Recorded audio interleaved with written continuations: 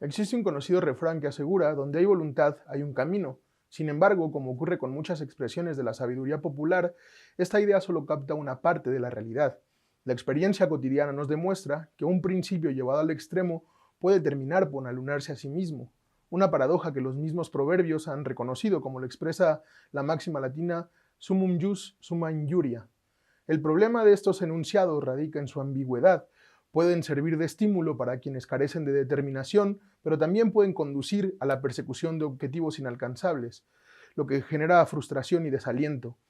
Cuando los esfuerzos repetidos no logran materializar los deseos, la energía inicial se disipa y da paso a un sentimiento de impotencia, una sensación de que la voluntad, por fuerte que sea, se estrella contra la solidez impenetrable de la realidad.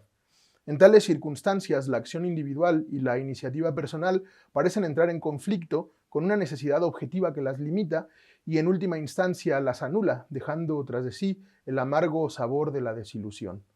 Este planteamiento, sin embargo, parte de una concepción errónea de la libertad, pues la enfrenta directamente con la realidad en lugar de buscar la manera en que ambas puedan relacionarse.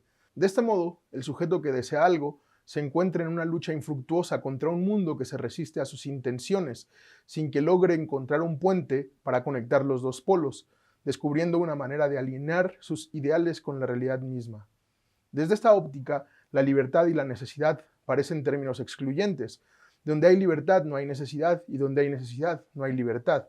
Sobre esta cuestión, los materialistas franceses del siglo XVIII sostenían una visión metafísica, cayendo en una contradicción al afirmar que los individuos están determinados por su entorno social y que al mismo tiempo que este entorno es moldeado por las ideas y acciones humanas. En su afán por resolver esta contradicción, los pensadores ilustrados imaginaron la figura del gobernante virtuoso, el líder ilustrado que, gracias a su inteligencia y moralidad, sería capaz de transformar el orden social por medio de su acción individual.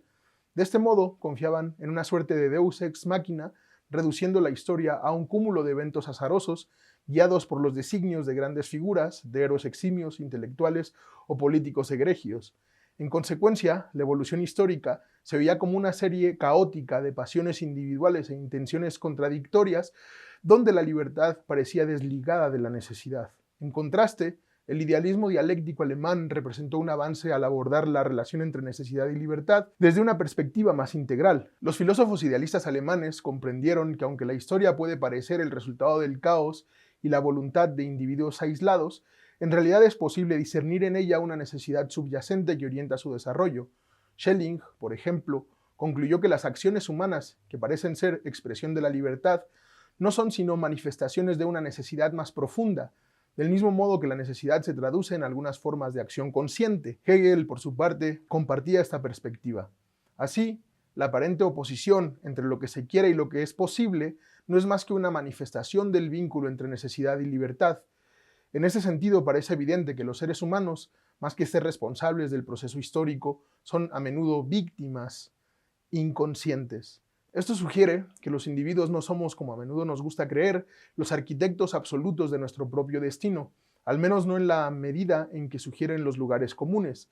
En este marco, la frase «donde hay voluntad hay un camino» solo sería válida si la libertad se identifica con la necesidad, si lo que queremos no se opone de manera abstracta a lo que podemos, es decir, si nuestros fines coinciden con las condiciones objetivas en las que actuamos. Desde la perspectiva del materialismo marxista, la acción no puede entenderse sin profundizar en la relación entre el ser humano y el mundo, lo que plantea una interrogante central: ¿cómo se genera el movimiento histórico cuando la libertad no es más que la expresión consciente de una necesidad en desarrollo? Marx sostiene que la humanidad se impone inevitablemente solo las tareas que es capaz de resolver, ya que un examen más detenido mostrará siempre que el problema mismo solo surge cuando las condiciones materiales para su solución estén ya presentes o al menos en el curso de formación. En este sentido, no basta con que el pensamiento actúe hacia su realización, sino que es necesario que la realidad misma acucie hacia el pensamiento.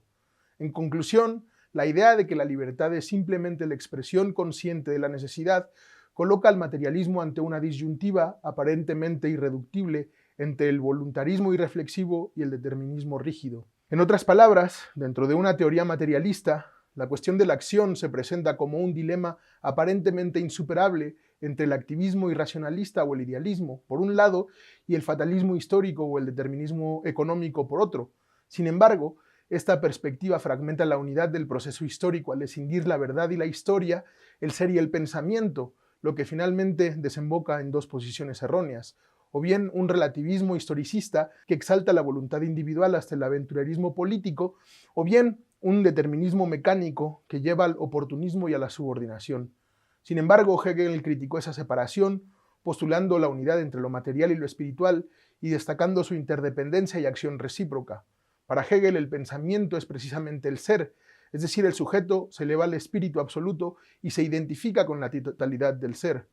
Pero esta reconciliación filosófica entre espíritu y materia también condujo a una tendencia hacia la aceptación pasiva del presente y al estancamiento de su pensamiento en la inmediatez del mundo existente. No obstante, la absolutización del presente como expresión de la autorrealización del espíritu generó múltiples intentos de trascender la dimensión contemplativa de la filosofía hegeliana, en particular mediante la búsqueda de una dialéctica práctica. Así surgió la idea de que la teoría podía preceder a la acción, del mismo modo que el relámpago antecede al trueno. Sin embargo, este esquema terminó reproduciendo una dicotomía entre lo que se es y lo que debería ser, en que la voluntad se enfrenta a la realidad en lugar de integrarse en ella. Es decir, se reprodujo el mismo problema, la oposición entre el sujeto activo y una realidad estática. En cambio, la filosofía hegeliana proponía la unidad entre lo material y lo espiritual, donde la práctica y la voluntad no operan en abstracto, sino dentro de situaciones concretas y orientadas a objetivos determinados. Este esfuerzo por articular lo que es con lo que debería ser, o la prosa con la poesía, se manifiesta en la crítica marxista al utopismo ilustrado y a la separación rígida entre el ser y el deber ser. El materialismo marxista, en consecuencia, rechaza la dicotomía entre verdad e historia, así como la oposición entre el ser y el pensamiento. No impone ideales abstractos sobre la historia, sino que busca construir un puente entre la realidad presente y el futuro, evitando tanto el romanticismo revolucionario como el determinismo mecánico. En este sentido, Lenin reivindica la importancia de soñar, pero con una conexión concreta con la realidad. La divergencia entre los sueños y la realidad no causa ningún daño si la persona que sueña cree seriamente en su sueño, si observa atentamente la vida y compara sus observaciones con los castillos aéreos que construye y si, hablando en general, trabaja concienzudamente para la realización de sus fantasías. Si hay alguna conexión entre los sueños y la vida, entonces todo está bien. Así, el materialismo marxista no niega la libertad ni la iniciativa individual, pero exige que lo que queremos no se oponga abstractamente a lo que podemos, combinando lo que es con lo que debería ser, prosa y poesía. Entonces sí, cuando se quiere, en efecto se puede. Donde hay voluntad, hay un camino.